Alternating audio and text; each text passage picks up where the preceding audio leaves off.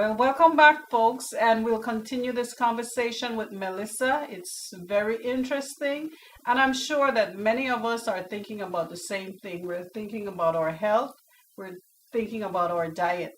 So, Melissa, when I met you a couple of months ago, you had Hmm. told me that at one point you were diagnosed with diabetes, Hmm.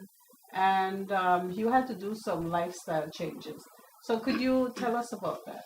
Okay, well, the first time I was diagnosed, I was actually training for the LA Marathon, Okay. and I was having all the symptoms of diabetes, always hungry, always thirsty, peeing a lot, and I went to the doctor and they were like, no, you're diabetic. I'm like, no, no, no, I'm training for a marathon. Of course I got to eat a lot. All the symptoms are, they ran all the tests. You're like, no, you're diabetic.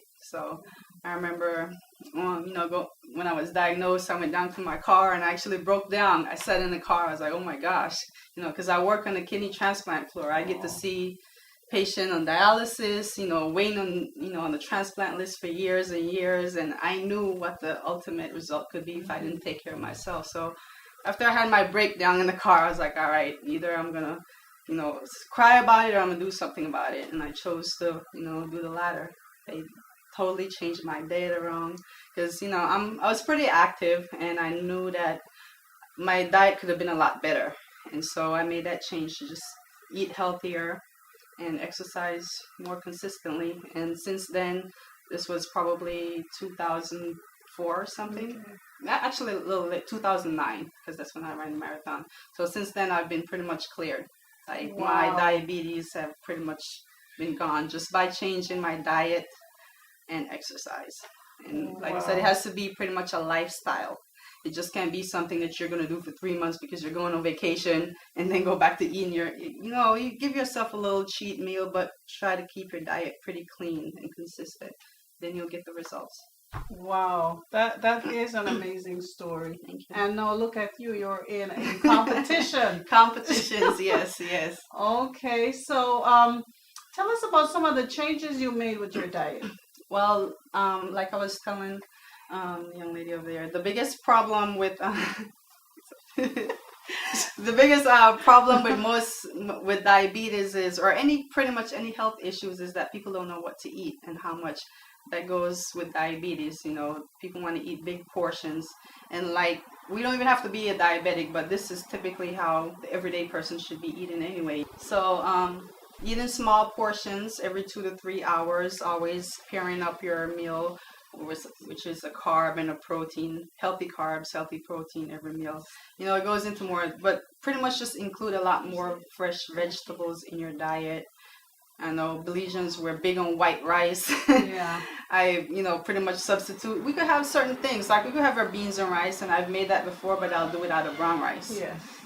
Make healthier substitutions, and we could still enjoy the food that we like, but just do it healthier and, in smaller portion size. Hmm. So that's the main difference. Yes, I agree. I made rice and beans out of brown rice Hmm. 2 weeks ago. That's what I Hmm. had for my Sunday dinner. Hmm. And it was pretty good. Hmm. I offered it to someone at work and they really liked it also. Hmm. I said, it's brown rice. They're like, brown rice? Yeah. Can you It really was tell the pretty difference? good. Because No. the beans is red too, so you can even tell if it's Can't different. tell, yes. A little texture is a little different, but once you get used to it, like I was saying, it's a lifestyle. You Yeah. have to make smaller adjustments. Just don't go from one extreme to the next, because that's when people fail. When they get all overwhelmed, like, oh, I can't do this, and Yeah, it's just too take much. little steps at a time, and just change your diet, and it's gonna become a habit. Wow. Well, I mean, we can look at you and see the changes. You said you don't have it anymore. No. You're looking good. Thank you. You're doing a lot. So it's something to think about. And not only think about, but to put in place. Exactly. Thank What you. about water? I drink a lot of water. Okay. At least a gallon of water a day. And that's, your body's made up at least 90% water, so you have to drink water. I don't drink any fruit juices, no sugars. Pretty much all I drink is water and coffee. Okay. Coffee, you could have coffee because that's a natural fat burner. Helps for your body to, of course, minus the milk, minus the sugar, no condensed milk, none of that Yeah. stuff. So just plain black coffee every morning. That's what I drink while I'm having my breakfast, which is typically like maybe oatmeal and egg whites and avocado. It's all the stuff that we like to eat, but you just have to know how to pair it up. So Wow. lots of water. Wow. Well, Melissa, this has really been interesting. Folks, we'll take a break for another set of commercials and we'll be right back. Thank you.